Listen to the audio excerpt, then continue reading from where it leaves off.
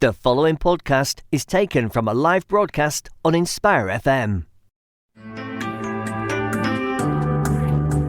Catch a creative vibe on the Urban Kube with Sister Shemiza.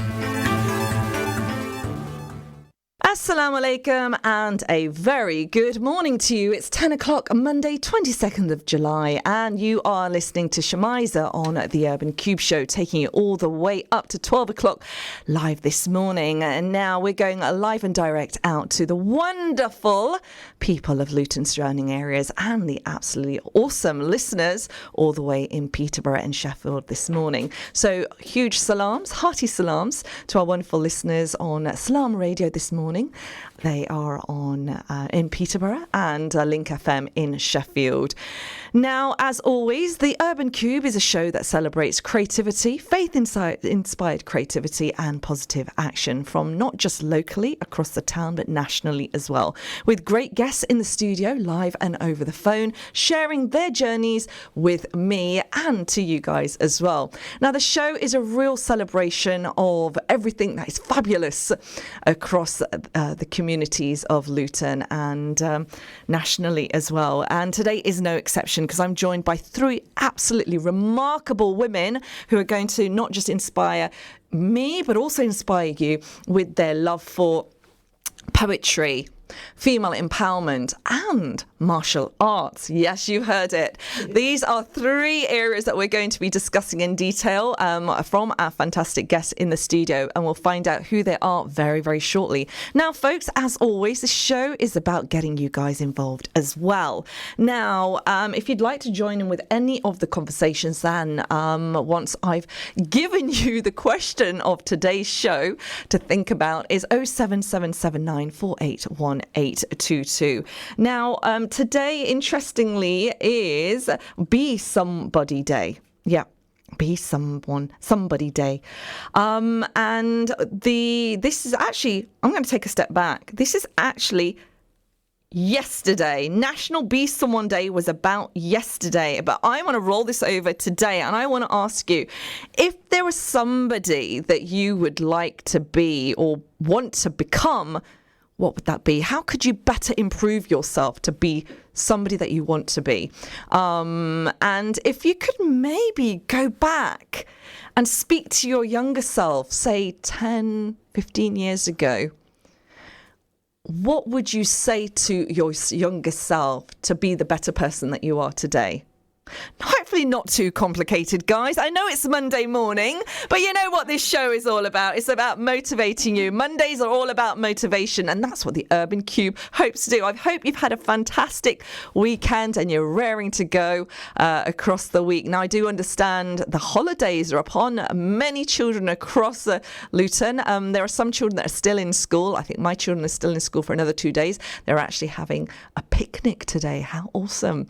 A picnic day. So, and I think lots of people are hoping to have picnics across the summer holiday, but I'm going to find out from my absolutely fantastic guests who are in the studio this morning, when's the last time they had a picnic? Because this is what we were talking about in the previous show, weren't we? So I'm sure you're curious to find out who these fabulous guests are in the studio this morning. Now, on today's show, I'm joined by no other than Hasina Rehman.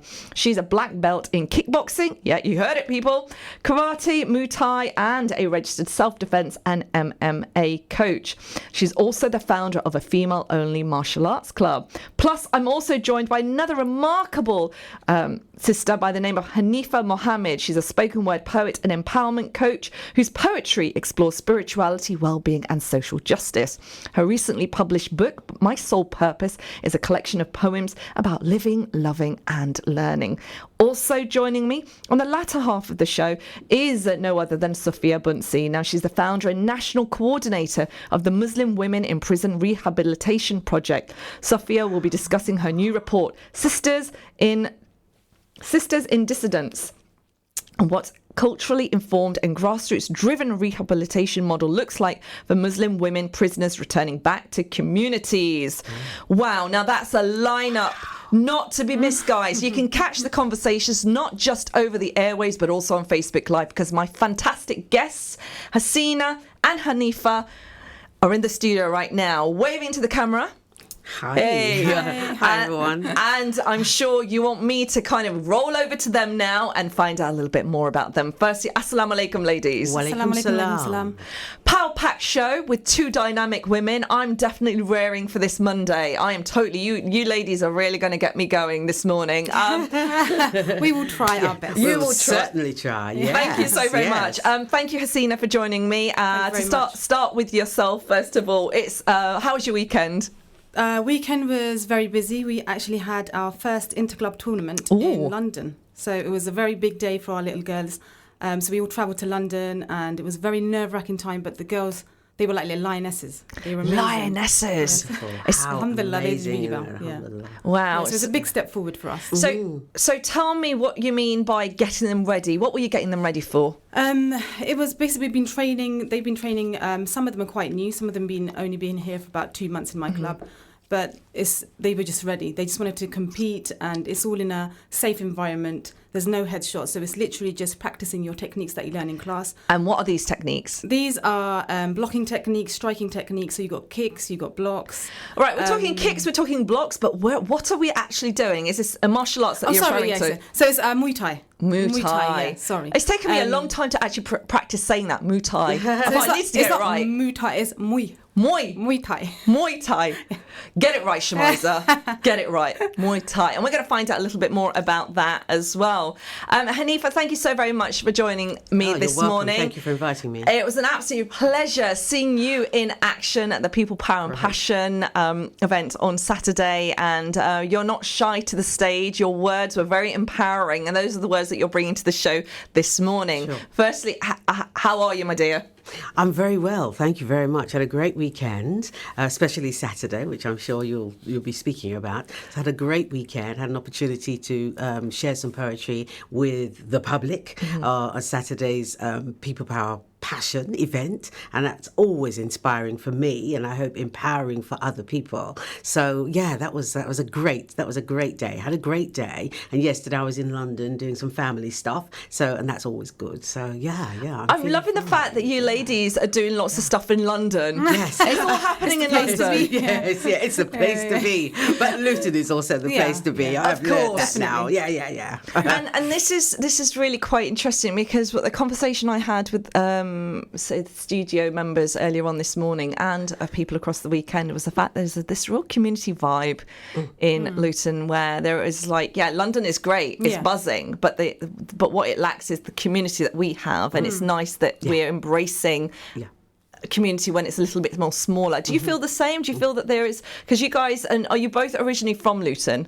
From London. You're a Londoner? Yeah, I'm a Londoner. Yeah, I moved here 19 years ago. So I've been here a while now, but originally a Londoner. And so, as I said in my poem, my Luton poem on Saturday, when I came here in the first year, I found the pace a little slow. I found that the buses seemed smaller, the houses seemed smaller, the pace just seemed smaller. But obviously, I've grown up now. I've been here, I've adapted, and I've established myself. And it's a good with vibe. The pace being smaller, and you described it as a good vibe as well. Yeah. Is that a good thing for the human soul when things are a little bit slower? I absolutely believe so.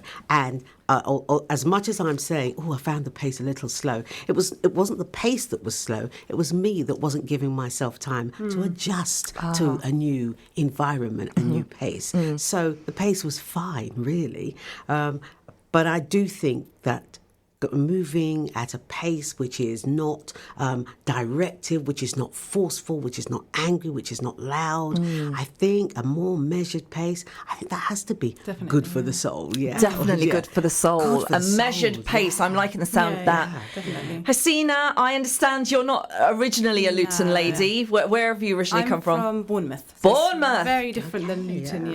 Yeah. Oh, wow. Beaches, sun. Yes, definitely. And with the good thing about Luton I like is more of a Muslim area. Growing up in Bournemouth, there was a lot of non-Muslims. I grew up with a lot of non-Muslims. So it was nice to move to Luton and get used to a different kind of environment as well. And that environment you've actually allowed to grow with you. You've grown with it. You've developed your place as the only female martial arts club in Luton.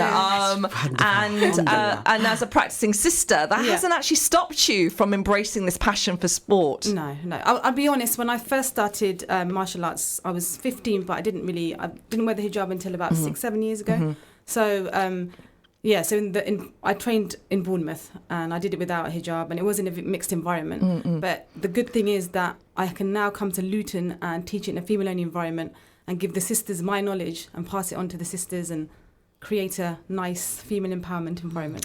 And it's all about female empowerment. Definitely, on this show today. We are joined by not one, not two, but three remarkable women making a difference and trailblazing in their specialism, from poetry, from martial art, and also giving voices and support back to women in difficult places and circumstances. For example, my guest Sofia Buncy is going to be talking to us about her report, which is giving rehabilitation to Muslim women in prison.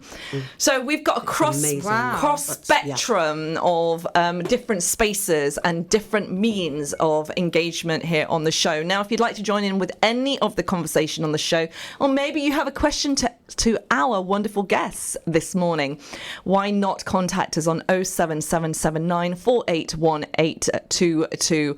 And now, folks, the show will be repeated at 8 p.m. this evening, and we'll also podcast, Podbean, web, app, everywhere. You cannot get rid of us. And we're Facebook Live, so if you want to leave any comments on Facebook Live, please feel free to do so. Now, but make sure they're nice. Give us some salam. We'd like to have you give us some salam, and we'll inshallah read those messages out as well. Now, today I'm also talking about national days, and it's actually yesterday was, believe it or not, folks, National Junk Food Day.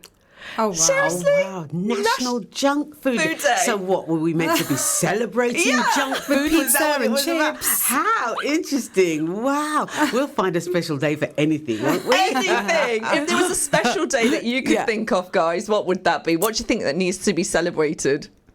I think a martial arts day. Hey, that makes sense. For me, it would be a Be Yourself Day. Oh, I like that. Be Yourself Day. And that is actually very reflective of National Be Someone Day. So someone is Be Yourself Day. So what does Be Yourself mean for you, Haneefah? For me, being yourself means living your true purpose, understanding who you are as a person, first of all, understanding who you are, your nature, your traits, your environment, your family, your upbringing, your identity. Myself as a black African woman from the Caribbean, but living in the UK. Understanding out my identity as a woman, as a female also, and understanding my strengths, because so often, and I'll talk about this later, I hope I'll have the opportunity, so often we wear masks of all sorts of masks of fearfulness and so on. So for me, being yourself is about removing all of those masks, all of those facades, and being your true self. Being your true self, those words resonate quite deep for many people, but they don't have the confidence to maybe take that mask off. Now, Hasina, you're somebody that is coming through as being true to themselves in the sense as, you know, you are a black belt in karate, somebody who's passionate about the martial arts, and if you can't be more truer than that to yourself. Where did this love for martial arts come by? I think I was around 15, and martial arts has always been a passion of mine. I grew up watching the films like Karate Kid, Bloodsport, kickboxing. I was very into, Tekken, the computer games. I would play until 1 a.m. I was very into martial arts. I was more of a tomboy, so martial arts was one of my passions. And when I did get a chance to do it, I went for it. So I started with karate. Karate is a very good martial arts to start with when you're young. It's more disciplined, and it teaches you like confidence as well. So I think a lot of parents put their children into karate, They do, yes, and yes. I did. Especially when they're younger. Yeah, and Yeah. kickboxing. I Yeah, tried all yeah. of them. And I just thought what I did as a parent was just enable them to kind of test out as many different things that they wanted and then find their place. And that is about being true to yourself as well, giving children that opportunity. Definitely, Now, yes. when did you realise that this was a thing for you and you wanted to kind of then teach other people, or women in particular, martial arts? I never wanted to do it as a career. So it was, for me, it was just something I did as a hobby after work, after school. When I moved to Luton, I realised that was a big opening. There was no martial arts classes for women. There were loads of mixed classes, but there wasn't anything for just women. And I thought, you know what, this is my opportunity to try and promote self-defence. Martial arts isn't just for getting a black belt or feeling empowered. It's literally for your confidence. It's more inner confidence. It's being able to deal with uncomfortable situations and learning an amazing art of martial arts as well. Wow, exciting stuff. We're going to find out a little bit more about this club that you run and where it's situated. Now, I've just asked Hasina where her love for martial arts began, and I'd like to ask you, Haneefah, where did the love for writing poetry come about for you? Do you know what? What I realise is that even as a young child, I enjoyed writing. I love reading and I love writing. Put maths in front of me and that's a whole new world. Don't get it at all. But if I'm writing or if I'm reading or if I'm reciting something in school, I was always in a school play. So reading and writing and performing was something that's innate for me. And I'm very much a people person. So writing about people, watching people, talking about people, it just feels as though it's something that's innate in me. Also, my father, he's left us now, but my father was very much he was a social worker of his day, I would say, in the 1950s. And during my family were living in London during the Notting Hill race riots. And so my father was quite involved in defending the family and defending the community at that time. So he was very much a spokesperson. And when there were weddings and births and deaths, my father was the master of ceremony. He was the one to go to. So I believe that my love of speaking and being with people and talking about and writing about people came from him. Wow. So I thank him so much for that gift. So I've done it for many, many years. But in terms of poetry itself, I now realise that I started writing poetry but putting it away about 20 years ago. I don't know. I can't say how that particular thing came about. It just did. It was a thing. And it was a thing that I found I enjoyed and I just did it. But I wasn't ready to publish or recite or anything. But then the opportunity came for me to do it, and I'm sure we'll talk about the rest. And here we are. Here we are today. Yeah. And we're going to have the pleasure of hopefully you reciting one of your pieces from your book very, very shortly. Now, folks, if you've just tuned in, you are listening to the Urban Kube with me, Shemiza, taking it all the way up to 12 o'clock this morning. And I'm joined by two absolutely wonderful guests in the studio. We are joined by Hasina Rehman, who is a black belt in kickboxing, karate, Muay Thai? Muay Thai? Muay Thai. Muay Thai. It's a beautiful word. It is a beautiful word. I'm completely ruining it. But Muay Thai. And she's a registered self-defence and MMA coach and the founder of a female-only martial arts club in Luton. Plus also joined by Haneefah Muhammad, a spoken word poet and empowerment coach whose poetry explores spirituality, well-being and social justice. Her recently published book, My Sole Purpose, is a collection of poems about living, loving and learning. And this is what we're hoping to do on the show today, is to live, love and learn. Words that resonate beautifully across many spectrums of society if we actively project it. And arts is a beautiful means of projecting that. And so is sports definitely. as well. Would you agree with that, Hasina? Sports can actually resonate those words about living, loving and learning? Definitely. I think sports is something that needs to be included in your daily life. The way I say it to all my clients is you should see it as breathing. Everyone always says, I haven't got time to exercise, but you need to kind of make time, because it's not just good for your health, it's good for your heart, it's good for your brain, it just releases that stress hormone, and it's just amazing for you. Because writing and sports are very, very key in actually enabling people to kind of holistically balance mental health, and it's therapy in itself, but not enough people kind of reach out or have the confidence, because it takes confidence to take the first step to do it. And this is what I'm hoping today's show is going to kind of inspire people to kind of be true to themselves, as the wonderful Haneefah mentioned earlier on. If there's something that she could be, and that is to be true to herself, but also asking you guys, yesterday was National Be Someone Day. Now, if you could be somebody for a day, who would you like to be? That's the question I'm asking you. Who would you like to be? Who would you want to be? Or if you had to ask your younger self to try harder, to maybe be true to themselves, what would be the key thing you would say to yourself? Because it's this conversation that we always need to. Definitely. We just always feel that, I wish somebody said this to me. I wish somebody said that to me.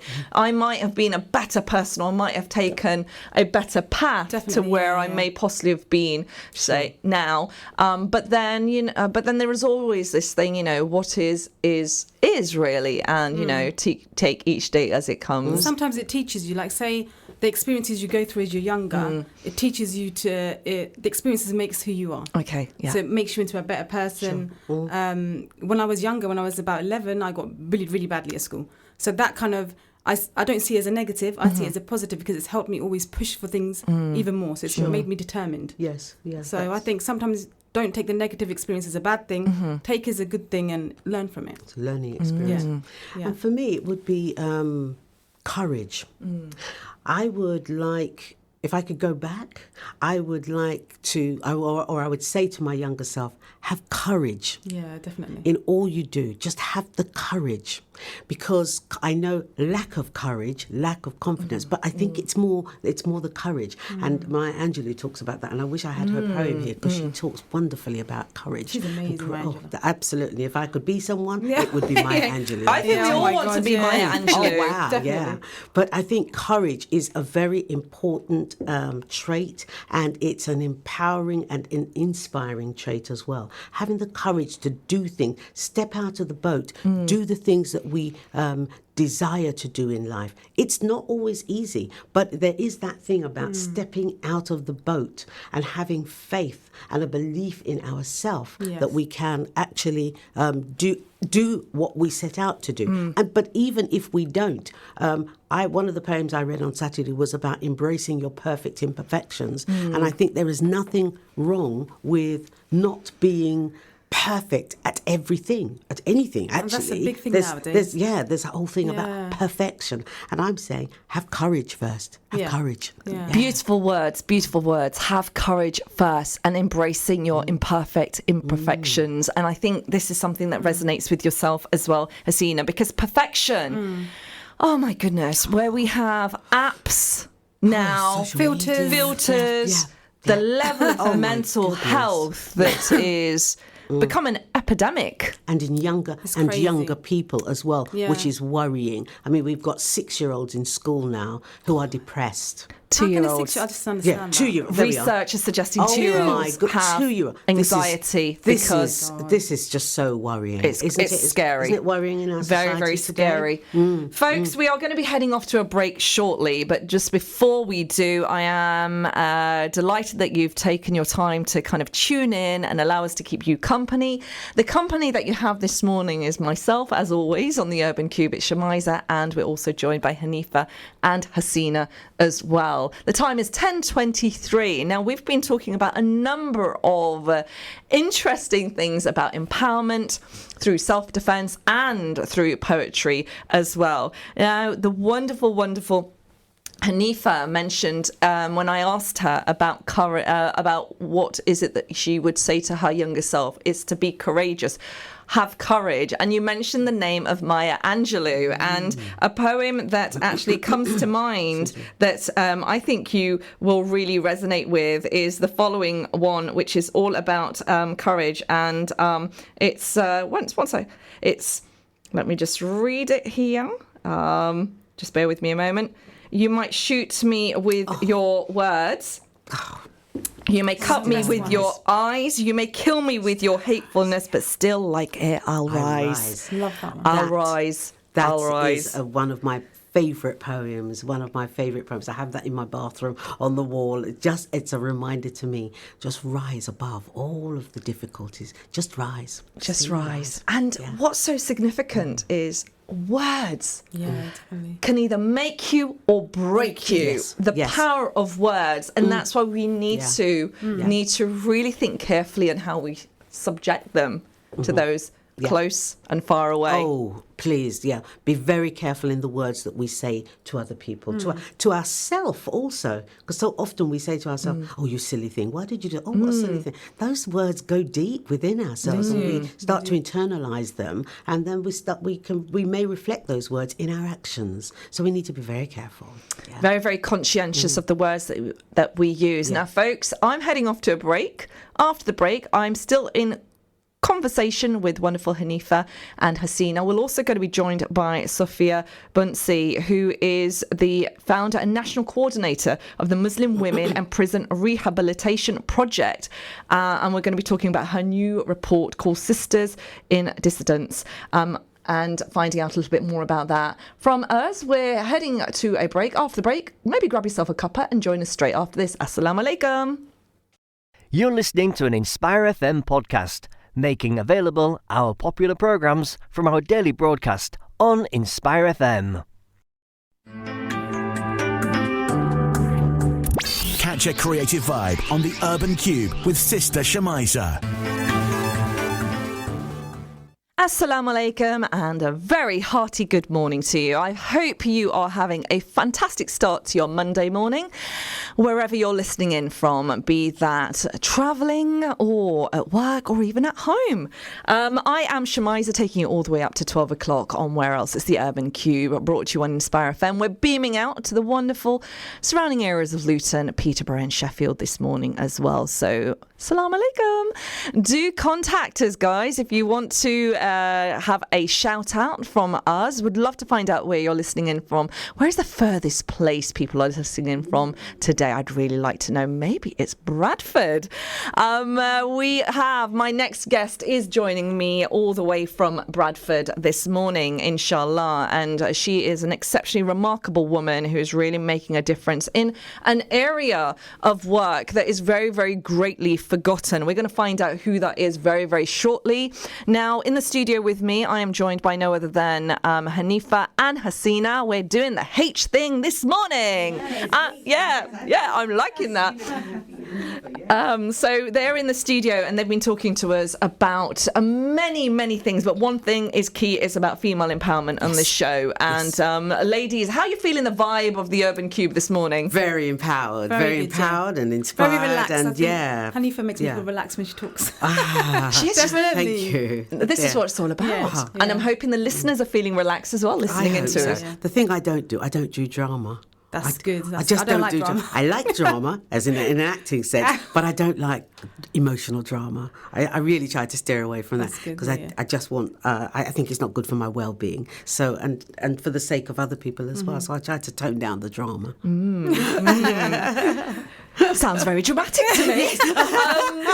As promised, guys, we are heading all the way to Bradford this morning and joined by a absolutely phenomenal young lady who is really making a difference to those women who are not being heard, whose voices have been lost in the criminal justice system, but she's enabling them to have a space. And she's been fighting for the rights of Muslim women in prison for many a year, so much so that she is one woman that is quite unique in this fight. She's actually paved the way as the co-founder and national coordinator of the Muslim Women in Prison Rehabilitation Project, so much so that she's really kind of revolutionized the way social policy is viewing the rights and needs of Muslim women in prison. Now, for many people, this might come as a shock. Muslim women in prison? Is it? Can you put those two words together? But actually, they exist, and they are there. So I'm absolutely delighted to be joined by Sofia this morning, Sofia Buncy. As already mentioned, she's the founder and national coordinator of the Muslim Women in Prison Rehabilitation Project. Sofia will be discussing her new report, Sisters in Dissidence, and what a culturally informed and grassroots-driven rehabilitation model looks like for Muslim women prisoners returning back to communities. Assalamu alaikum, Sofia. Assalamu alaikum, Shemiza. How are you? And how are the guests? I'm very well, and the guests are very well too. Assalamu alaikum. Assalamu alaikum. Assalamu alaikum. Today we have a fabulously empowered and empowering panel of women, and you are definitely part of that empowerment. That your voice is reaching really, really loud and clear across the country in supporting women, Muslim women in prison, Sofia, getting them back into returning back to the community. But before we talk about this project, I want to find out how you are and how is Bradford looking this morning? Bradford's nice and sunny this morning, actually, but I'm due to go over to London shortly, so I'm hoping it's going to be a little bit warmer there. But yeah, we're happy here. I'm sat in the middle of a very busy community centre, so alhamdulillah, it's all stations go on this side. And stations go, it hasn't stopped for the last 2 weeks. You have been up and down the country with this report, and the purpose of this report is so that you're able to showcase what models are needed to be put in place to get Muslim women back into the community. Why is this report significant and why is it important, Sofia? Well, I think we've been lucky enough to be on the show a couple of times with yourself, Shemiza, and I think you'll know that in 2014, myself and my co-writer Ishtiaq Ahmed were the first people in the country to research into Muslim women in prison and why they're there. That was a really groundbreaking report because, as you've said, there was, that people actually genuinely didn't believe that the Muslim women were in prison or that they were capable of committing a crime. There was a real social stigma and taboo around that. Beyond 2014, we thought, right, we've written this report. Do we think that people can really move on to some of the recommendations and findings that we made? And one of the recommendations were actually communities having a place within the Muslim community where women can be welcomed back just to receive some of that social stigma. Would there be a re-entry model which could be built where communities would say, okay, these women have done what they've done and they've engaged in a number of crimes for a number of reasons, some of those reasons having had very complex backgrounds like domestic violence, sexual violence, coercion. Are we ready as a community to build a re-entry model where they can come back, be accepted, be supported to move on? And the real answer to that, when we had a very honest conversation with each other, was we didn't feel like mainstream providers or the Muslim community was ready to do that. So we'd have to move forward our own recommendations and build that ourselves. This is absolutely fantastic. The fact that you have sustained your passion, conviction really, and you haven't just created this awareness to break down this taboo, but you're actually now looking at the next stage. How important is it to kind of, keep this model sustained? It's been so extremely difficult, as you know, Shemiza. A lot of the times funding does not come down to grassroots BAME communities. It just doesn't reach us.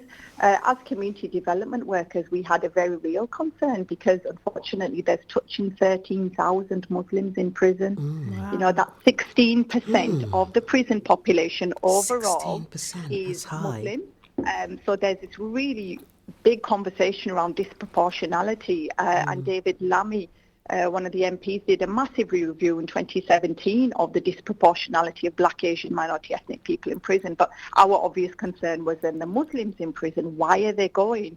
What are the reasons? And what are the solutions within the community? Because the system, the CGS system, was showing disproportional sentencing. It was showing inequalities within the system. So as a community, and I guess as two practitioners, myself and Ishtiaq took this really seriously and thought we need to build this model, especially for women, because as we know in our communities, there is no real open conversation around Muslim women going to prison. They're further disadvantaged, not just by gender, race, faith, but just their social context as well. So I guess it was very personal to me in that respect.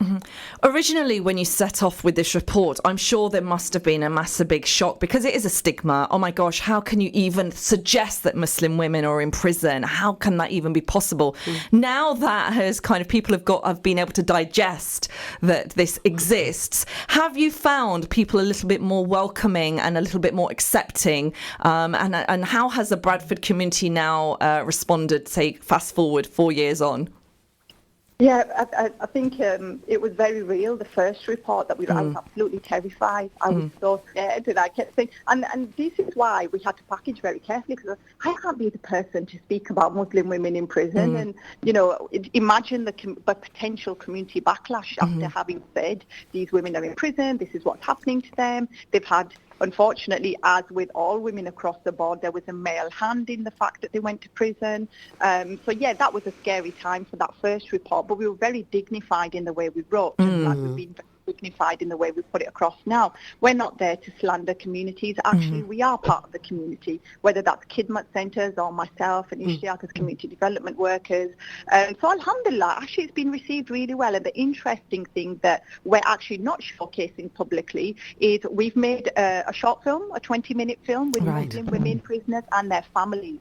So again, for obvious reasons, that is not a link that goes public. But at our launch on Monday, we did play that. It was very emotional, very moving. A lot of people in the room were very, they were moved. There was a lot of tears. Why did you feel it necessary to have a film showcasing the stories?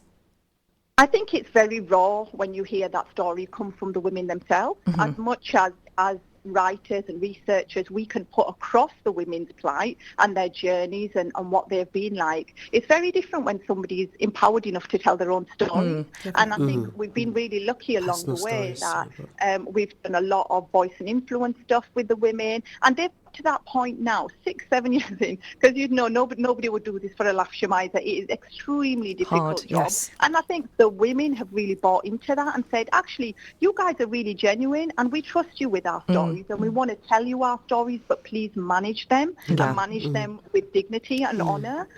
So alhamdulillah, that was really, really powerful, and that's something that we will be playing largely to community and women's organisations as well as specialist CGS groups up and down the country. And it is about dignity, respect, integrity. These are three key things that are so important when you're dealing with such a very sensitive topic like this, and not to turn it into something sensational and not to turn it into, make it voyeuristic. Now, what are you hoping will come from that film? And it's not just film that has been showcasing the story of these women. It's also, I understand, some plays as well that have been written by our mutual friend, Abda Khan. Yes. So we've been doing a lot of short pieces of work as well. So just trying to use different mediums where women are able to really articulate their experiences, their journeys, and get them across to different audiences. So we're hoping slowly just to raise awareness around this issue topic, get important conversations going, give perspectives through different mediums. So as well as educating grassroots communities, it's educating the criminal justice providers as they are, who really have very little insight into the particular journeys of Black, Asian, minority, ethnic women. So we are definitely turning up the volume on this side, definitely. And may it be loud and clear and hopefully not switched off either. Have you ever felt, Sofia, that this is, gosh, I don't want to do this anymore. This is getting too much for me? No, I haven't felt it to that point. Sometimes it does, rightly so, it is very exhausting. You're a single campaigner really trying to raise awareness on an extremely difficult and under-resourced issue. But alhamdulillah, I think over the years, as it's gathered traction, there's more and more supporters. Our supporters really keep us going. Whether that's women like yourselves that really champion the cause, whether that is other practitioners that are like, keep on going, or that come and work with us, people like Abda that have come and worked with us and helped us develop some of our work. I'm really, really encouraged by the women that have had the lived experience. And once we offer them practical support and they move on in their life, they'll then come back to the project as mentors. So we have a lot of women who were ex-prisoners who are now mentors, come and help new women who are coming through the gate, and also support the project. And without them, without their stories and their passion, really, I just don't think we'd be where we are. Folks, if you've just tuned in, you are listening to the Urban Kube with me, Shemiza. The time is 10:43 and I am joined by no other than Sofia Buncy. Sofia is the founder and national coordinator of the Muslim Women and Prison Rehabilitation Project, and she's discussing her report, Sisters in Dissidence, and she's basically talking to us about the importance of providing a rehabilitation model and what that looks like for Muslim women prisoners returning back to communities.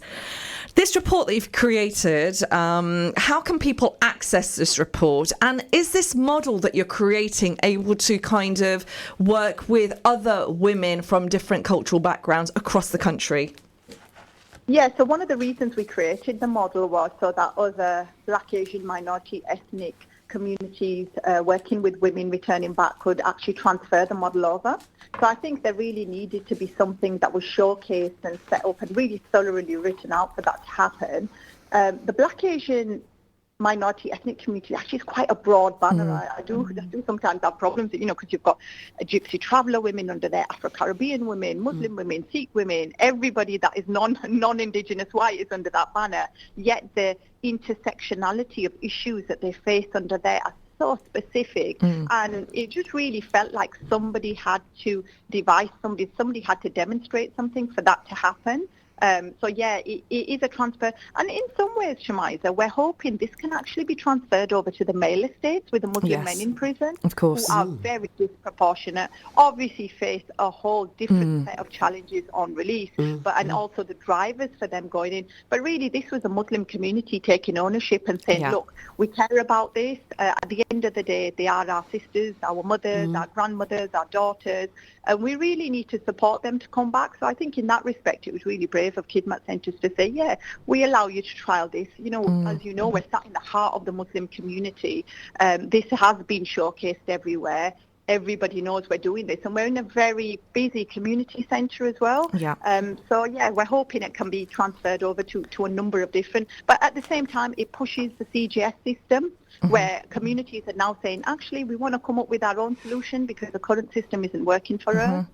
And it is about taking that power and having the platform and the voice to do it. But it takes courage, and that's the word that my wonderful guest Haneefah has mentioned, having the courage. And you have so much courage, Sofia, mashallah. Now I'm asking you, Sofia, this question. If you had to say something to your younger self, if there was a key word that you would use to your younger self, what would that be, Sofia? What would you do differently?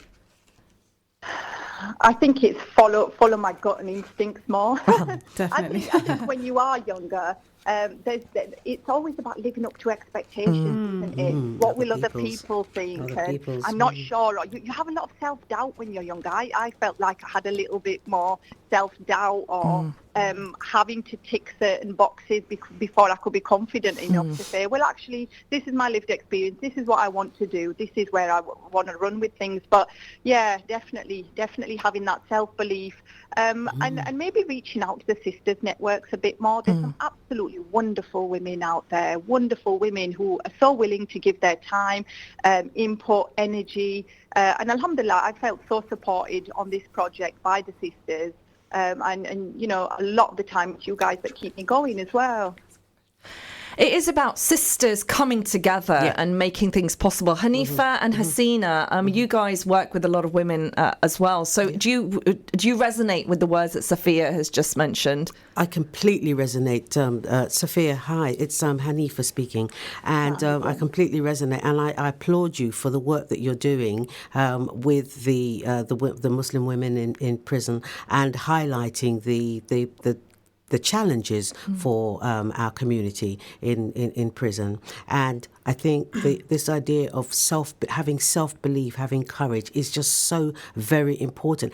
And doing whatever we can to instill that in the women who are coming, who are both in prison and coming out of prison is going to be a very important part of, I'm sure, of your work and the work of your mentors. So I applaud you, and alhamdulillah, I pray that you will have complete success with your work. I mean, And it's sisters supporting sisters, and we all make mistakes. So we just have to join as a community and support each other. Yeah. I think that's an amazing thing.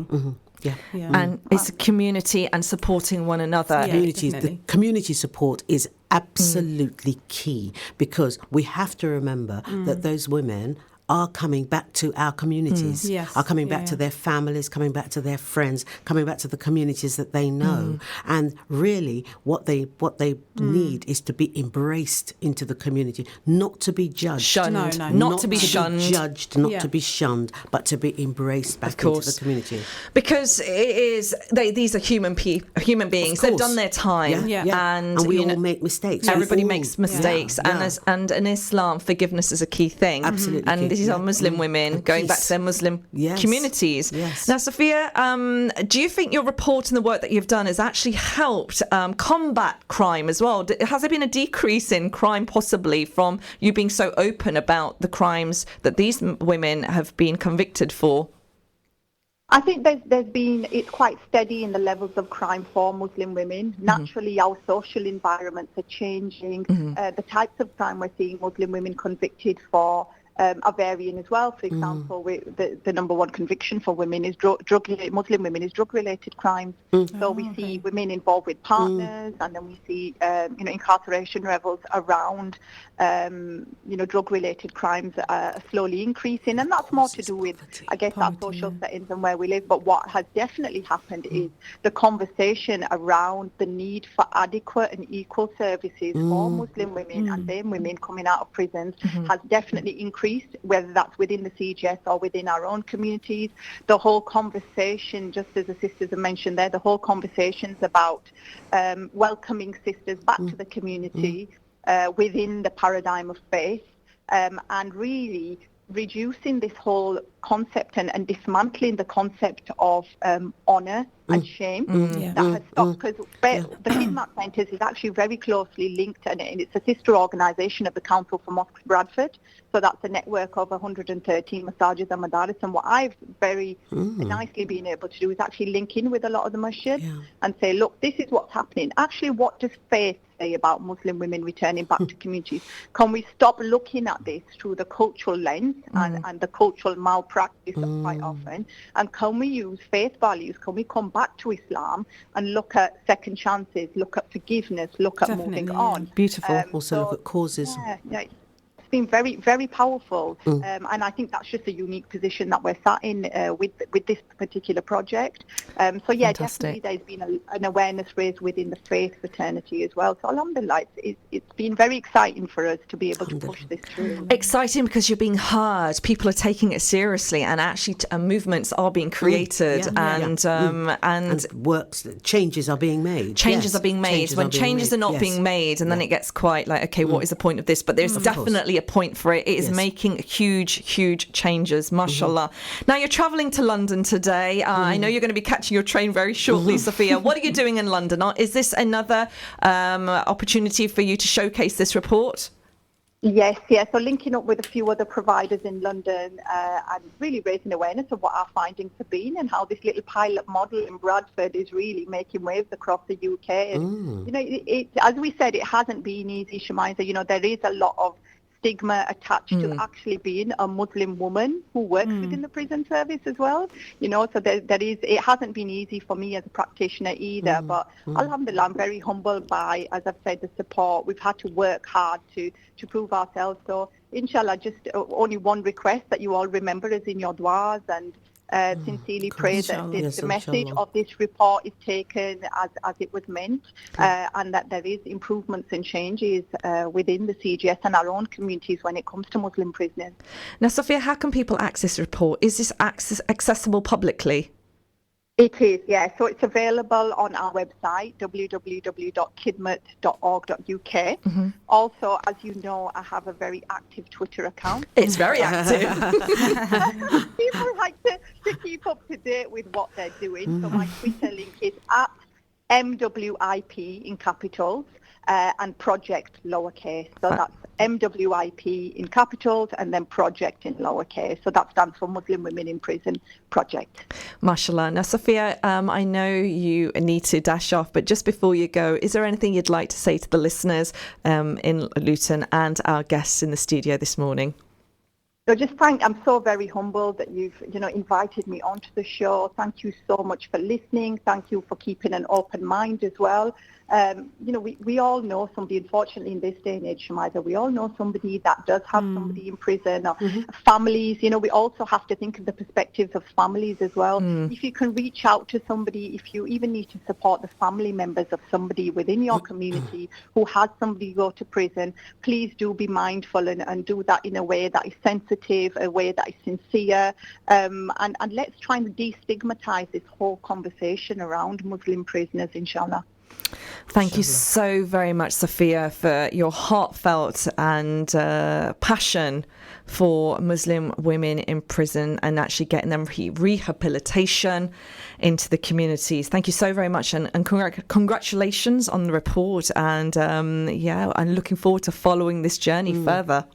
Me too. Sounds amazing. Me too. Thank you so much. Keep going, sis. You're doing amazing. Shukriya. Take care, my dear. Have a safe journey. Bye-bye. Assalamu alaikum. That was the absolutely tremendous Sofia Buncy, who is the founder and national coordinator of the Muslim Women in Prison Rehabilitation Project. And she was discussing her new report, Sisters in Dissidence, and what culturally informed and grassroots-driven rehabilitation model looks like for Muslim women prisoners returning back to communities. Wow. Powerful, amazing work. It's so very important. One of the things that I think we so often miss is the causes of crime, the reasons, the poverty, the poor education, the housing conditions, the difficulties, the real everyday social difficulties that have led some of the women into finding themselves in the positions that they are. And so if we can look at the causes, I think one of our politicians said many years ago, looking at tackling the causes of crime. And if we can look at the causes of the crimes that some of these women are being imprisoned for, maybe we may be able to reduce the population that are being convicted, inshallah. And we are heading off to a break, but before we head to the break, Hasina, your thoughts on the interview that I've just had with Sofia? I think the main thing is, as a community, do not judge someone, because we all make mistakes. We need to be supportive to these sisters. Even in Islam, as you said, sister, that we need to be supportive of each other. Yeah. So always be supportive. If you know someone, support them, support their family. Definitely. Great words of wisdom there, and may we continue sharing these wonderful positive messages and not being so judgmental. Everybody, none of us are angels, but asking for forgiveness from Allah subhanahu wa ta'ala is a beautiful thing. It's a beautiful thing. Now we're heading off to a break. After the break, more creative conversations with Hasina and Haneefah. Assalamu alaikum. Assalamu alaikum, this is Atif Nawaz. Listen to Inspire FM shows in your time by heading over to inspirefm.org or listen on Apple Podcasts or Spotify. Catch a creative vibe on the Urban Kube with Sister Shemiza. Good morning and assalamu alaikum. It's 11 o'clock exactly, Monday 22nd of July, and you're listening to the Urban Kube show, taking you all the way up to 12 o'clock on Inspire FM. Where else? It's an absolute pleasure to be in your company this morning. Thank you so very much for staying with us, and I hope you will till the end of the show today, which will finish at 12. But you can catch the repeat of the show at 8 p.m. if you have missed any of the conversations. It has been quite a show this morning, and I've had the absolute pleasure of being joined by three remarkable women who are trailblazers in their work, in their field, from poetry, martial arts, and raising awareness of women in the criminal justice system, Muslim women in particular. Sofia Buncy joined me earlier on in the show to talk to me about her report as the co-founder and national coordinator of Muslim Women in Prison Rehabilitation Project. Sofia discussed her report, Sisters in Dissidence, and this is a whole wonderful program where she is basically informing communities about and the country really about culturally informing them of grassroots-driven rehabilitation model and what it looks like for Muslim women prisoners returning back to communities.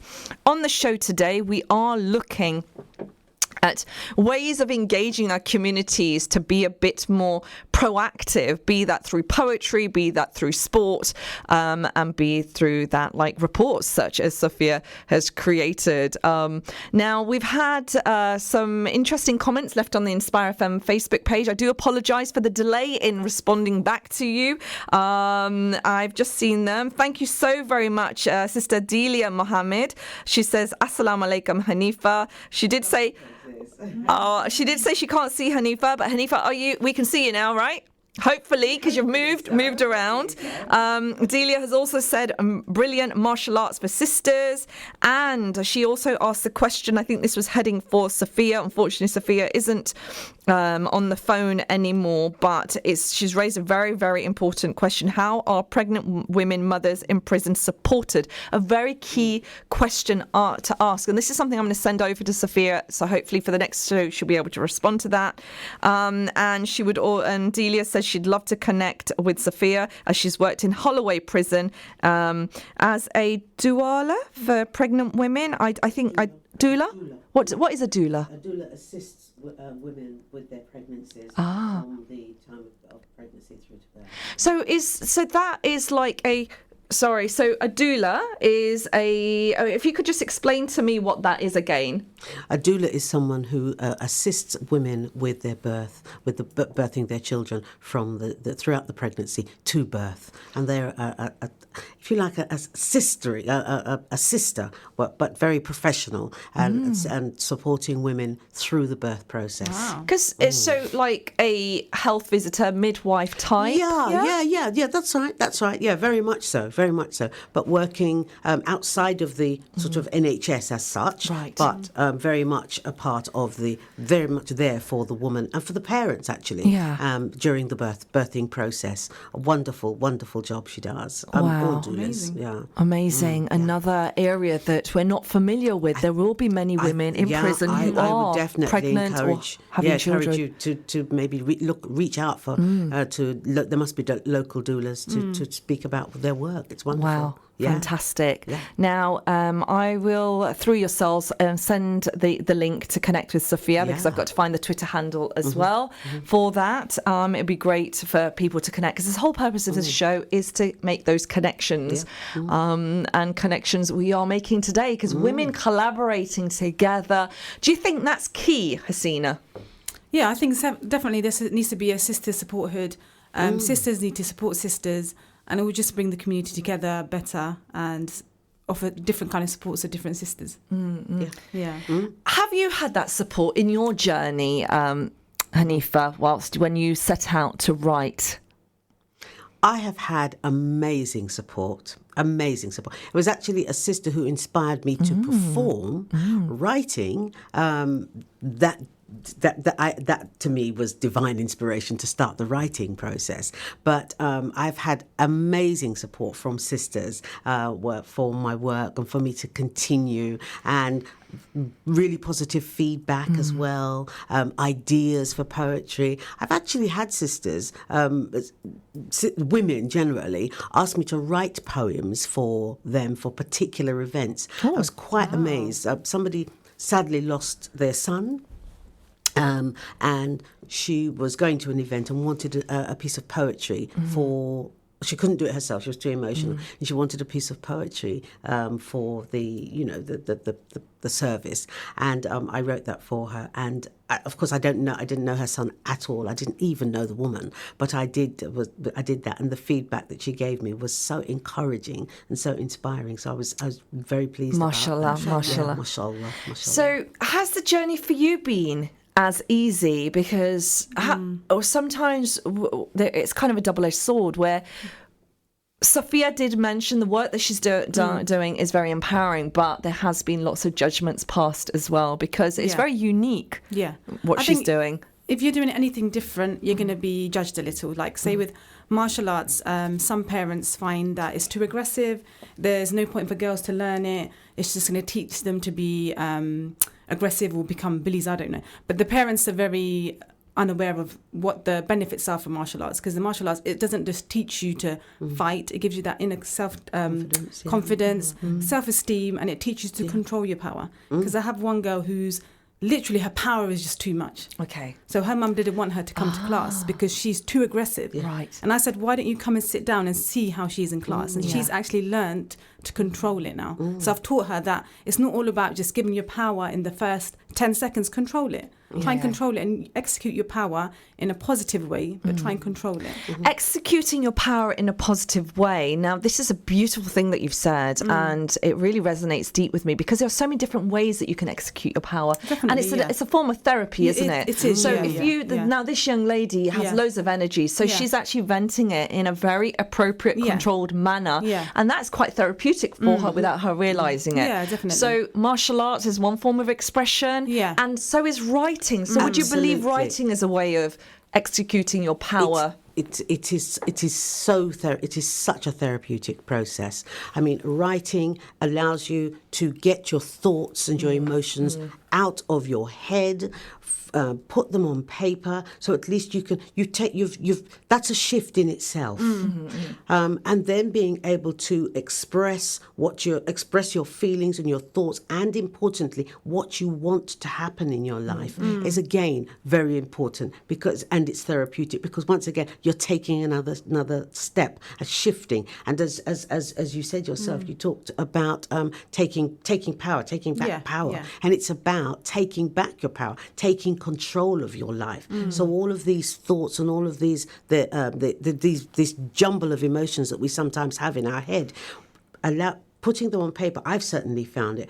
Putting these thoughts on paper has been such an experience for me, such an emotional journey for me, and it continues to be an emotional journey. And I think that's why it resonates so much with women, because as women we're so often not encouraged to express ourselves, particularly as Muslim women.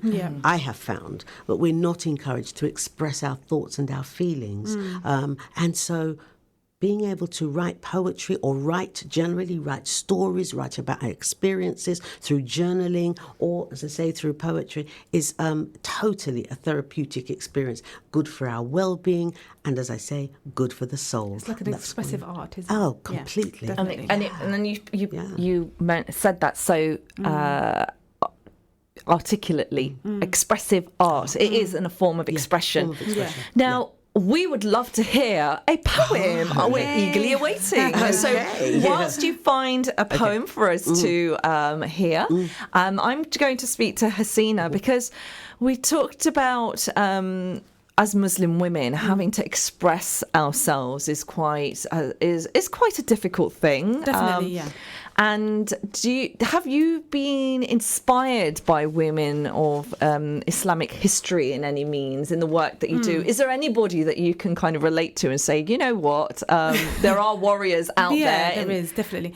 When I was younger, say when I was like in my teens and early 20s, I didn't have as much Islamic knowledge, so I used to look up to Muhammad Ali. Okay. So I used to see him as a Muslim character. He went through hardship. Oh, yes. He used to show this attitude of confidence, but he was very kind and considerate. So he showed this other side to him in the public, but he was, because I read his biography and it was just amazing. And he just inspired me to carry on in the martial arts direction. But recently I've been studying more into Islam, and there has been amazing Muslim warriors like Khawla bin al-Aswar. She was a Muslim warrior who fought with the Romans. Oh, wow. Yeah, so she knew martial arts, she knew sword fighting, her brother taught her everything. So her brother was captured by the Romans, and she actually fought the Roman army and got her brother released. So it's just amazing. Look up the story, it's just amazing. There was a sister in Islamic history, and I don't know the name, and I should know the name, who actually protected our Prophet, peace be upon him. Husayba. She is another Muslim warrior, Alhamdulillah. Alhamdulillah. So do some So reading, it's just amazing. These are like superheroes, They right? were actually These are superheroes. Muslim Yes. superheroes. That She young was the girls. human shield for our Prophet. The human shield. Yeah. So she protected. She Wow. got hit by arrows, but she protected. But she protected him. Yeah. Subhanallah. So when people say women do not need to learn martial arts. We're not learning it to compete in the UFC or be the compete next Muay against Thai men. champion. No, No. it's nothing to do with that. It's just for your self-defense, it's for female empowerment, and you never know when you might need it. So you're Hopefully prepared. it won't. Yeah, Certainly, inshallah, yeah. never will. But, yeah. As they say, stay ready so that you don't have to get ready. Yes, exactly. Stay ready. I really like that. Yeah. that. Yeah. Stay ready so you don't have to get ready. Yeah. This is definitely a wordsmith amongst us. Now, folks, you're listening into the Urban Kube. It is 11 minutes past 11. This show is a celebration of creative conversations with trailblazers that are local and national. We've had conversations with two absolutely remarkable local women in the studio who are doing their thing through sports and performing poetry. Also had the pleasure of speaking to another amazing dynamic woman by the name of Sofia Buncy over the phone earlier on. You can catch up with that conversation on the repeat of today's show, and also scroll back on Facebook on the Inspire FM Facebook page. You get to hear that interview there too. Now, we've been eagerly awaiting for the absolutely wonderful Haneefah Muhammad. She is a spoken word poet and empowerment coach whose poetry explores spirituality, well-being and social justice. Her recently published book, My Sole Purpose, is a collection of poems about living, loving and learning. And today she is with us to share one of those pieces live on the Urban Kube. Happy to do that. Thank you. Thank you for giving me the opportunity. And one of the things I also want to say before I start this was that my first book, which is called The A to Z of Stress Solutions, actually talks about just that. It gives tips and practical hints for managing stress in helpful ways. And one of the causes of stress, I find, working as a social worker in mental health, one of the causes of stress is not being ourselves. Wearing a mask and not being ourselves. So the poem that I'd like to share with you right now is called What If? So what if? What if you could just be you?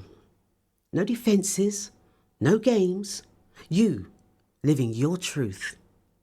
What do you think people would really see if you showed your true identity? What if we could be like babies again, with the freedom we feel when we don't pretend? Not deliberately being hurtful or setting out to offend or feeling left out for not following the latest trends.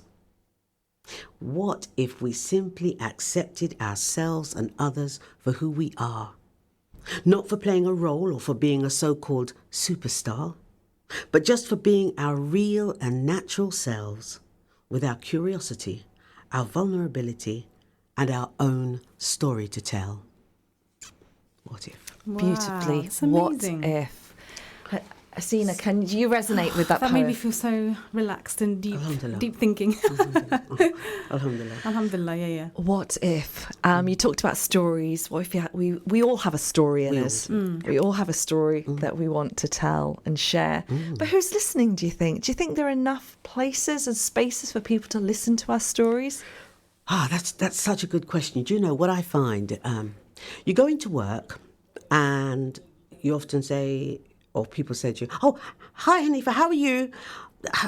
I'm fine.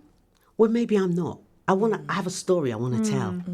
We go to our families. "Oh, I've had such a stressful day. It's been really difficult. Oh, well, you know what? I just want to have a meal. I just want to have something to eat. Then I'm going to watch telly, and you'll get over your problems at some point. Yeah, I'm sure you will. You know all the answers and stuff."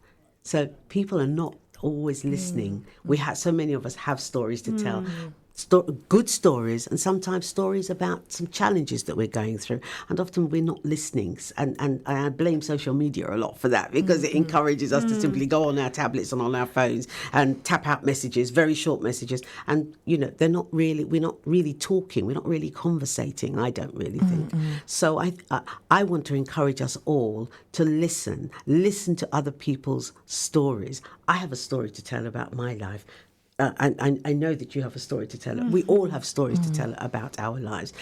But I think, first of all, we need to listen. That's why I believe Allah gave us 2 ears and 1 mouth. 2 ears and 1 mouth to listen more, so that we can hear people's stories. And maybe we're not always looking for answers. We just want someone to listen. That's all.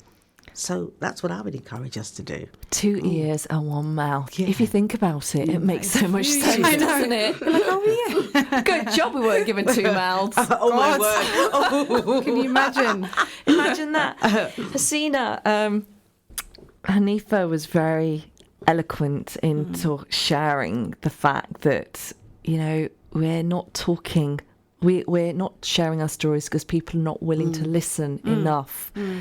Do you relate to any of that? Do you think we need to be listening more, or even having conversations more? And social media, we need to back away from that a little bit. I think definitely, because I think something like Instagram or Facebook, especially with the younger generation, they're kind of obsessed.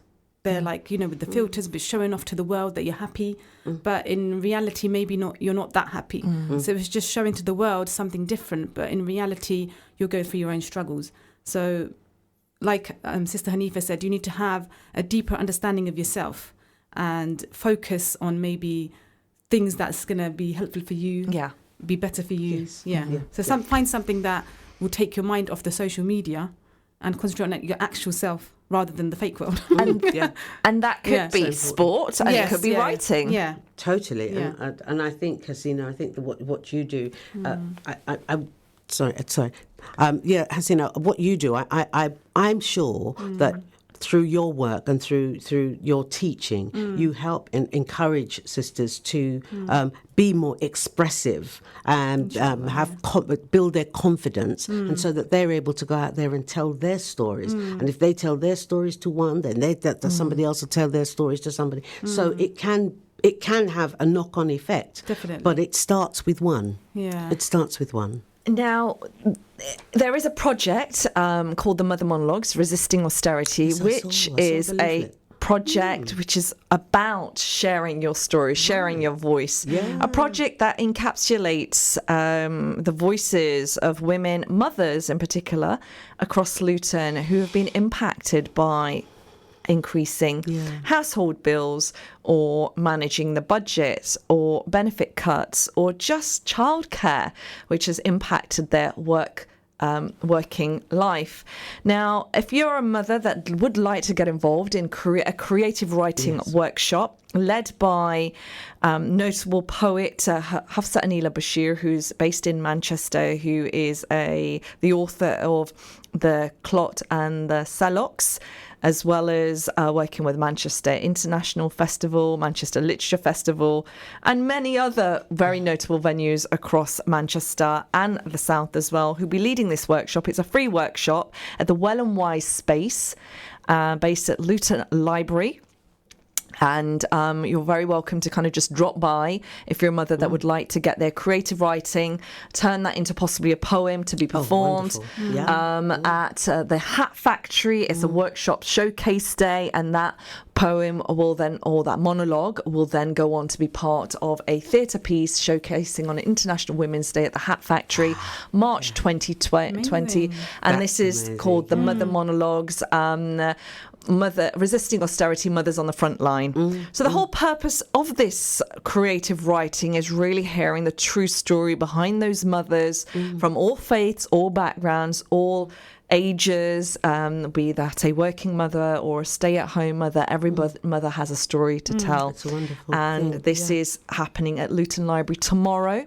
And it will be 1 till 5 o'clock, the workshop, led by Hafsa Anila Bashir. It's actually a free writing workshop. So you're being taught by this notable poet to write for free, and then see your writing performed. Wonderful opportunity, isn't it? That's amazing, yeah, definitely. For women. Wonderful opportunity. Oh, wow. So if you'd like further information, folks, please email me at shemiza@outlook.com and do drop by the Well and Wise space. Now, the Well and Wise space is on the ground floor of Luton Central Library, and this is a new space which is all about mental health and well-being. Lots and lots of amazing organisations come by and deliver free workshops, free drop-in sessions.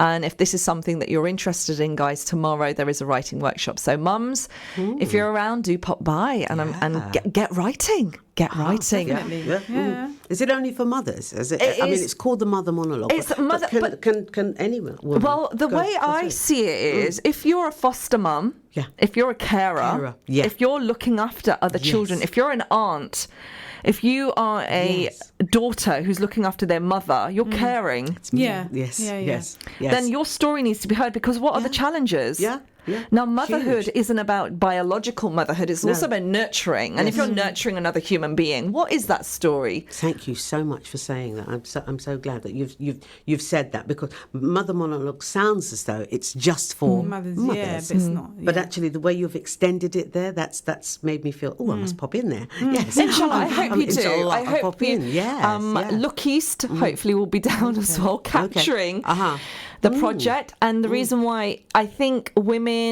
do play a big part in the way household budgets are running. We are naturally, the mothers or the wives or the women are naturally the purse, one's in charge of the purse. Purse strings, So it's quite interesting project, and it goes back to what you've said, Haneefah, about poverty impacting these women who've ended up in like Situations incarcerated that they're in. and are in prison because they're doing their time. They're paying for their crime, and it has been about survival. And when there is poverty, then unfortunately it's temptation. But then many rich people do crimes too. Of course. So yes. I'm not knocking that No, by, but no.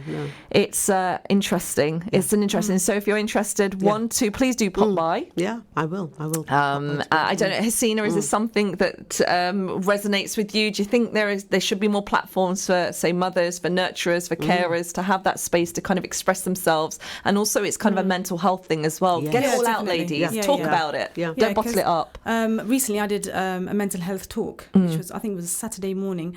And one of the sisters talked about postnatal depression and how it's not looked at as much in the Asian community. So something like that, you'll be suffering alone. So, like you said, expressive art, something like that would be amazing. So you can write it down on paper and express it in a different form. Wow. Yeah. Because what is this workshop, and the outcome of the workshop is the fact that not everybody may want to perform a poem to the public. Yeah. Right. Yeah. Not everybody may want to act. Yes. Okay, but not everybody is a professional writer. So it's turning those stories and actually now allowing the women to have a safe space to express themselves. Definitely, yeah. So all the poems will be recorded, all the writing will be recorded, and then there'll be lots of different opportunities for the women to express their words, be that to the public, or be that on a mural, be that as audio, be that on a radio show, be that on television, or be that as part of a roundtable social policy talk. And I've seen firsthand how beneficial that can be for women. I've been part of a Women Talk program, and Women Talk was founded by Helen Tucker, who's currently working in the Middle East with women, teaching and inspiring women there.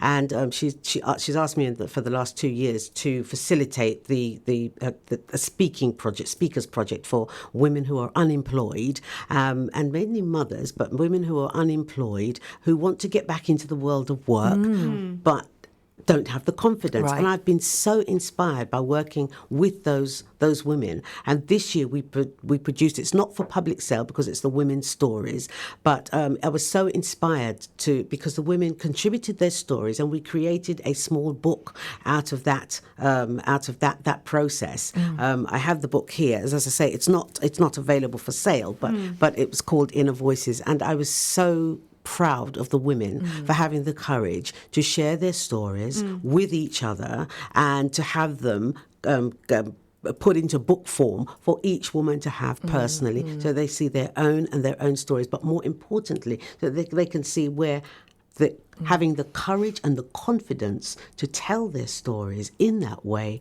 has helped them to grow. And I'm hearing amazing stories about these women and what they're doing now. So I'm so proud. It's so profound and so poignant and it's so amazing and exhilarating when you're given that pen and paper to express yourselves, and what comes from that is just phenomenal. Yeah. There we are. Yeah, And this is what I'm hoping the Mother Monologues will be able to do and encourage, and inshallah, and also giving that power back to the women. Yes.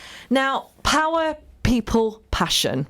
That is something those of you living in Luton have seen everywhere. And we're going to be speaking to Haneefah, who's been part of this, after the break. So folks, don't go away. Come back for more creative conversations. Where else? On the Urban Kube. Assalamu alaikum. We're heading off to a break. Assalamu alaikum, this is Atif Nawaz and you're listening to an Inspire FM podcast.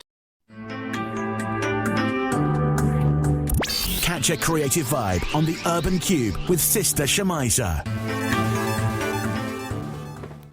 Good morning and assalamu alaikum. It is the final half an hour of the show. Goodness me. It's flown by. We're saying, weren't we? It's just so flown by. Can't believe that the last hour and a half has gone by. Where's it gone? Where's it gone? It's all here, guys, on the repeat at 8 p.m. You can catch all the conversations. We've got Podbean, a podcast, Facebook Live. Got it all going on. It's all going on. So there is no reason or any excuse for people to miss any of those conversations. Right. We are going to be hopefully hearing our wonderful sister Haneefah in the studio performing another piece, a poem, because I'm sure we're curious to hear more. We still have the absolutely fantastic sister Hasina in the studio as well, and she's going to be talking about her martial arts club, the only female martial arts club launched in Luton. And folks, I bet you didn't know this, she's also a mother of 2 young boys as well. Yes, how do you balance it all? How do you balance all wonderful. this? Do you know what? Allah helps me, I think. I think because 4 and 6 is quite a difficult age. Gosh, wow. So they're literally every 2 seconds fighting over something. me first. They run up the stairs. And yes, alhamdulillah. I've got a supportive husband as well who babysits when I'm doing the classes, alhamdulillah. Alhamdulillah. All happening. Yeah. Tell us about this martial arts club. Where is it? How can people join and how can people connect with you? Yep, so the martial arts club is based in Kingsway. It's at Ultimate Athlete Gym, which is run by a brother. The brother runs a lot of classes for men and boys. So there's BJJ, Brazilian Jiu-Jitsu, Muay Thai, all kinds of martial arts classes. And then I do the female side, MMA, which is mixed martial arts, Muay Thai and Self Defence classes as well. So they're all at Ultimate Athlete Gym, and the MMA class for adults, that's at Bury Park Community Centre.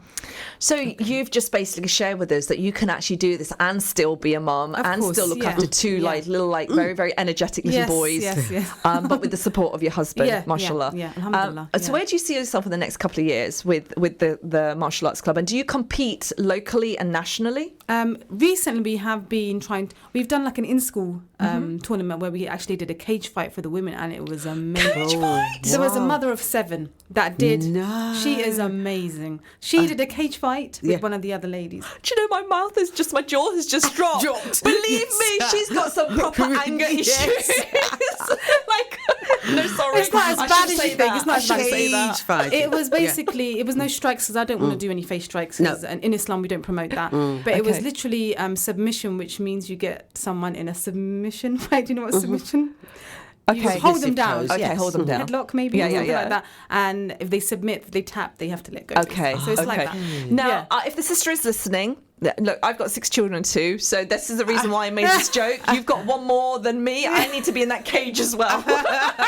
It doesn't matter. You know what it is? to the class. We've got university students. We've got alimas. We've got all kind of sisters, mothers of every age, and it's just they feel it's like they're a mother all day. It's something where they can come to and they just can be themselves. Right. So it's not the aggressive nature that people think it is. It's just training, feeling empowered, and it's a sisterhood.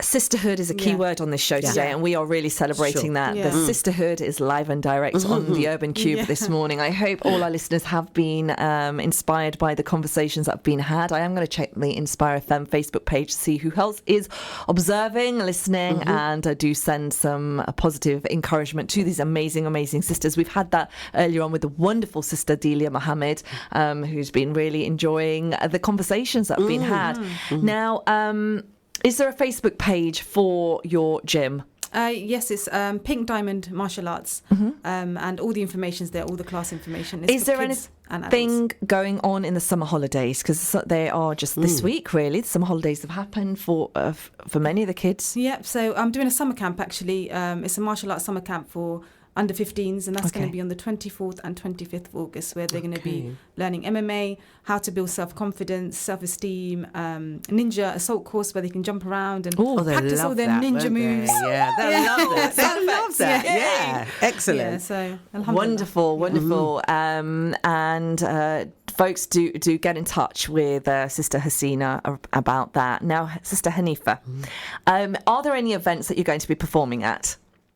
Well, what I'd like to share with you at this point is something that I'm working towards at the moment. Can I talk about my retreat? That's yes, what I'd like go ahead. to do. Yeah. I will obviously be performing there. But at the weekend of the 27th and 29th of September, I'll be running what I'm called an Unmask Your Inner Queen retreat. Unmask Your Inner Queen retreat. And I've called it that because so many of us as women, as I said earlier, are not encouraged to be confident about who we are and the things that we can do. And so we wear masks, we carry a persona, a facade, which is not our real self. And I want to encourage women to be ourselves. So I'm running the Unmask Your Inner Queen retreat, 27th to the 29th of September. It's being run in a hotel in Hertfordshire. Sounds amazing. It's going to be amazing. I've got two wonderful speakers. I'm so excited about it. I can't tell you. It's going to be at the Aubrey Park Hotel in Hertfordshire. It's £650 per person, but that's all in your accommodation, meals, all retreat activities and materials. It is Sisters, see it as an investment in yourself. You're investing in your own development and your own personal growth. So the next question is, how do you actually get the information? If you go to the website www.Unmask Your Inner Queen Retreat. That's all one word. Unmask Your Inner Queen Retreat.com. You'll find all the information there. If you go to my Facebook page, Haneefah Muhammad, you will see a link. You'll see a flyer and a link to the website, and with all the information that you need there. I tell you, this is going to be a fantastic transformational weekend with the speakers and myself, and of course I'll be doing some poetry there. But I'm there very much to hear the women's stories, hear about the masks that we all wear, the mask of fear. Oh, I can't do so and so. No one will want to hear me. No one will be listening. Or the mask of smiling, because if we smile and we say, "Oh yeah, everything's fine," then we feel that people, and generally people don't. They don't ask us anything more. "Oh yeah, I'm fine." Yes. So we wear that smiley mask. "Oh yeah, everything's fine. Thank you. Yeah, everything's fine." When everything may not be at all. So I'm wanting to use that weekend to share some tools and strategies with women to unmask themselves and be their true selves, reveal and make connections with their true identity. So they leave the retreat on Sunday afternoon, after coming in on Friday afternoon, they leave the retreat their unmasked queen self. That's the idea. That's the idea of it. Sounds utterly amazing. Yes, yeah. Now, the queen that you are, thank you. I'm looking forward to hearing another poem, as I'm sure Hasina and our listeners Definitely. intrigued to hear Happy to more. do So that. I'm going to roll over the mic to yourself. Folks, if you've just tuned in, 11:38, and we have the very awesome Haneefah Muhammad, a spoken word poet, published poet as well, and she's performing a piece from her book.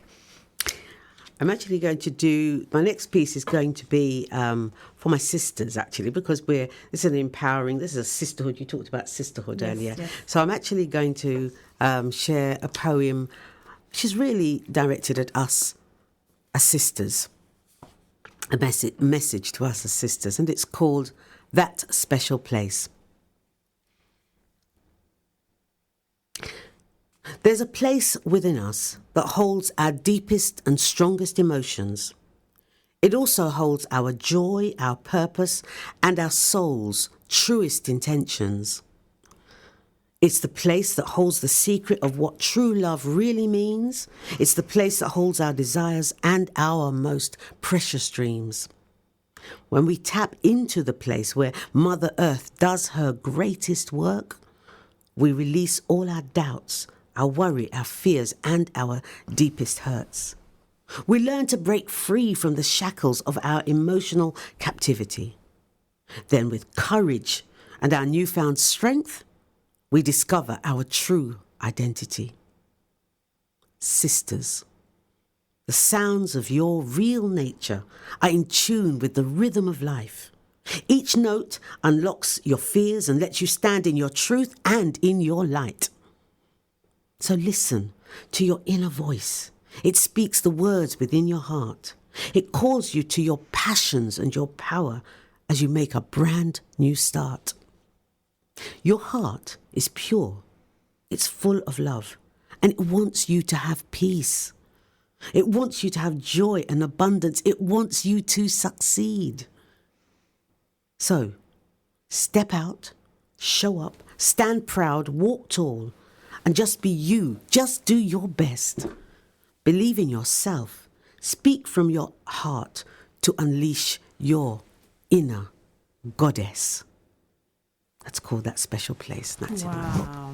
Utterly beautiful. Another beautiful poem. Now, you read it so well. I know. It's what's interesting is you're performing this poem with such conviction. Thank you. And is that did you have to practice to do that? I haven't practiced that at all. That's because I'm speaking from the heart. When I write my poetry and when I perform my poetry, I'm speaking completely from the heart. And my desire is to make connections with women, with men, with people who have a shared experience. And I know that if I'm in a crowd of 100, if it's even one person, there will be resonance. I will have made a connection with at least one person. One beautiful thing that happened on Saturday at the People Power Passion event, a little child came. I'd done my performance on stage, and a child came up to me.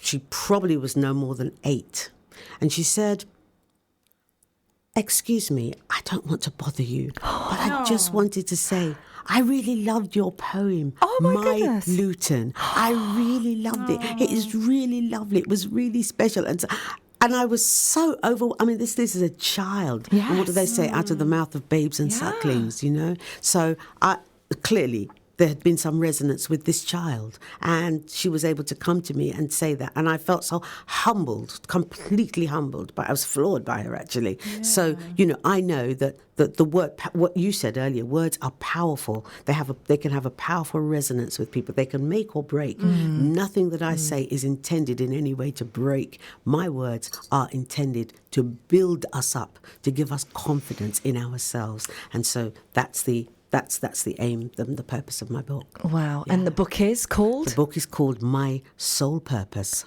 Soul Purpose. And how can people access this book? Can access the book. I'm trying with the Amazon thing, but it's not working at the moment. So I've just decided, because my first book is on Amazon and they've got it at some silly price. So we're in talks about that. So right now, the book can be accessed through me. You can go to Facebook, or you can go to go to my website, because I have another website for my poems, which is www.goodforthesoul.blog.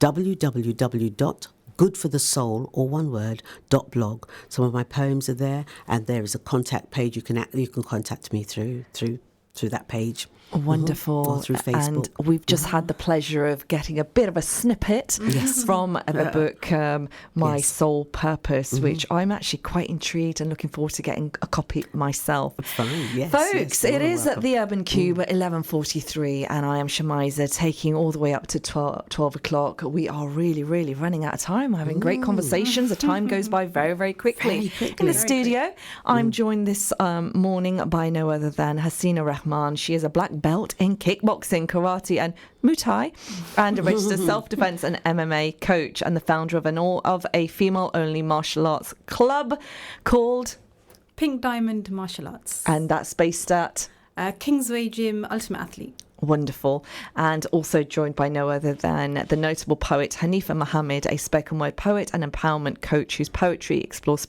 spirituality, well-being and social justice. And she's been reading from her recently published book, My Sole Purpose, which is a collection of poems about living, loving and learning. Now, learning is something that is key, and we never stop learning, do we, ladies? No, never. And do you think that's a wonderful thing to know that every day could be a learning process? I think so, definitely. I think even as we get older, we always have to push for finding out more, whether it be in Islam, whether it be you want to go in the nutrition field, fitness field, everything. Just carry on learning. And what about you, Haneefah? I'm absolutely a lover of learning, and you know, that may be something to do with my genes. My mother, who's 96 this Mashallah. week, 96, Wow. mashallah, she's 96, and whenever I see her, she'll say something like, "So what's Mr. Trump up to now? Do you know what? I heard him on the TV the other day. What is wrong with this man?" And so on and so forth. You know. She keeps up. She's constantly learning, keeping very herself good, yeah. informed about what's actually happening in the world around her. She wants to know. She wants to learn. And I think learning is absolutely It keeps you young, learning. And learning doesn't have to be about in the formal academic sense. Learning can be done everywhere, anywhere, all new experiences are, or even old experiences that we're reliving. We learn from all experiences. So I'm definitely for that. And even with faith, you know, educating, reading, we should keep continuing to do that. Because you're always learning something new. It's like, oh, I never knew that. You just have to carry on. And conversations with people, you learn so much through them. I've learned so much today in the conversations that I've had with you guys, which has been super, super inspiring. And those of you that have caught up with the show, then you have the pleasure of going back to the Facebook live feed, scrolling back to the beginning of the interview that we're having this morning, and also we've got iPod, a podcast, iBean, whatever, not baked beans, but you know, it's all happening. The show is repeated at 8 p.m. this evening too. Now, you mentioned your mother, Haneefah, who is over 90, and she's staying well informed with the current climate around the world. Yes. And especially what Mr. President Trump has been saying. Now, Mr. Trump has made the headlines again, especially with his rally that he had of late, where he had collectively got his followers to chant "Go Back Home." To one of the Congress women, Ilhan Omar. Now, Ilhan Omar responded with a tweet, which basically was in the words of no other than Maya Angelou. You may shoot me with your words, you may cut me with your eyes, you may kill me with your hatefulness, but still like air I'll rise. And may she continue to rise. Muslim women in Congress, the Congress Party, and having to stand their ground. This is Ilhan Omar, who is one of the strong 5 women of colour who are actually really having to work twice as hard, but they are not being phased out. What does it make you? How does it make you feel when you hear women like Ilhan, who, 30 years ago was a refugee from Somalia, who came to America to live the American dream and now is in a political position, who is the target for everything that America is kind of against at the moment, unfortunately, but is still standing her ground. Yeah. I am just so inspired by her, and she reminds me of Rosa Parks, the lady who refused to get off the bus. She refused. She was going to have her voice heard, and come 50 50 years on, 60 years on actually, here we have these ladies, the squad, I believe they're called. Yeah, they call the squad. Yeah, and here we have these ladies standing their ground, and I feel very, very empowered, and it gives me the courage. Those kinds of experiences and women in those positions of power give me the inspiration and the encouragement to go forward in my small way, encouraging and empowering and inspiring other women to stand in their truth, because it's really about speaking truth to power, which is exactly what those women are doing, those and other women are doing, speaking truth to power. So I'm encouraged by that, and I'm in full support of speaking out.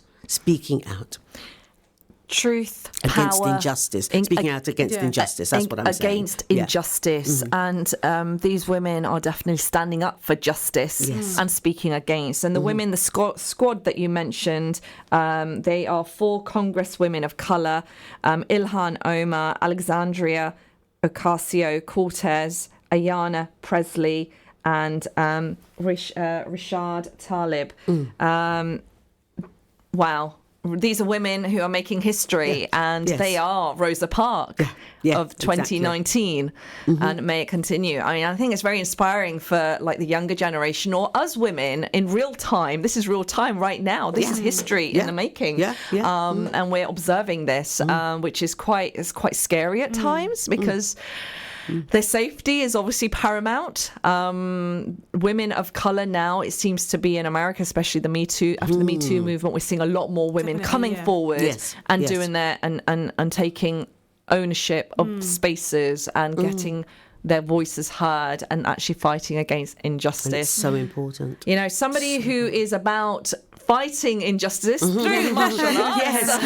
I shouldn't say it like that, but you're like a mini superhero, aren't you? Like, people always say I don't look like one. No, you like, don't. Oh, you don't look like one. But how are you meant to look? Exactly. Looks can be deceiving. There we go. Yeah, how are you meant to look? Yeah. You know, we're all wearing capes in different forms, and there isn't an archetypal superhero. Our mothers, you know, what's really interesting is, like, I've spoken to a lot of young people, and they've kind of always gone back and said their mothers are their role models. Yes. Their mothers are their superheroes. Yeah.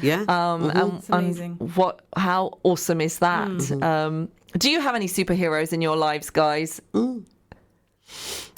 Apart from my mother. Yes, mum. It's always the mum, isn't it? Back to there's mum. But there are so many women out there. I mean, obviously, Maya Angelou has passed us now, but I still see her very much as you know a living legend through her work, a living legend. Rosa Parks, who I mentioned earlier, she is my absolute heroine. She is my shiro. She really is, because she took her action around about the same time that I was born, actually. Oh, wow. And so I just feel that her spirit, I feel so much of her spirit, you know, it is in me. I grew up at a time when, you know, for having to fight for justice, social justice was very key, and racial justice was very, very key, both in abroad and in the UK. Right. And so she is my superhero, if you like, Rosa Parks, most definitely. I think with mine it would be like Nusayba,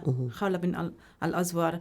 They were like those superheroes of women superheroes of that generation, that time. Yeah, in Islam, historical. Islam. So definitely. So I think that's what I promote to my girls as well. Like, you can be strong, you can learn martial arts, but you can still be faithful to your religion as well. Okay, so you can balance the two. You can balance the two, Because one of the key things is like the dress. How do you remain modesty whilst you're in a sport like that, and especially when you're competing, which may have, like, you know, different the opposite gender present. Well, we obviously in the class, because it's only female only environment, they take their hijab and niqab off. But what I'm trying to do is promote the female only tournaments. Okay. So I've connected with other clubs around London, around Milton Keynes, and we're trying to get like just the female only. It's a big thing because it's never been done. So we're trying to promote it just to be female only. It's a very male dominated sport. Of course. Men are everywhere, but if you push for it, you can. You Yeah. can get. If there is a will, there's a If there way. is a will, There's a there's a way. And there's a lot of support from other fitness clubs in Luton, like LC Fitness, Zanga Fitness. We all support each other. We're all doing different things, but we're all very supportive of each other. That's nice to have. Yeah. They're promoting my business, I'm promoting them, so it's really good. Wonderful. And this support. That's sisterhood, isn't Yeah, it? sisterhood, Isn't that yeah. sisterhood? Extremely important when you're up against so much. Yes, definitely. And then if your own communities are not supporting you, then where else do you go? Oh my Yeah, goodness! yeah. Yeah. Who else can you turn to? And community is like a village, and coming right. together and Yeah. just As a having village, those yes. old Yeah. school values make such a Yeah, difference. definitely. And Luton seems to have that, and you have actually celebrated that in a Yes. poem called Luton. And I don't know if we did. have enough time, Yeah. or if you would you be able to recite that? Do you have that poem on you? do, actually, yes. So before we head off to the end of the show, if you would be happy to recite this poem specifically on Wow, Luton. Yeah. Okay, thank you for giving me that chance. Okay. So this poem I wrote, in fact, a night, finished it, the morning of the event on Saturday. So it has a lot of resonance for me. So it's called My Luton. I lived in London for years before moving here to Luton. At first, I wasn't sure about this new home that I'd chosen. Because in my first year, honestly, I found the pace a little too slow. Now it seems like I've only just arrived, but it was 19 years ago. And I'm living here now as a black woman and as a Muslim. I've adapted and I've settled. And also, I'm a proud Lutonian. I feel I'm part of a creative and vibrant community, steeped in a melting pot of races, religions, and faiths, forming a rich synergy.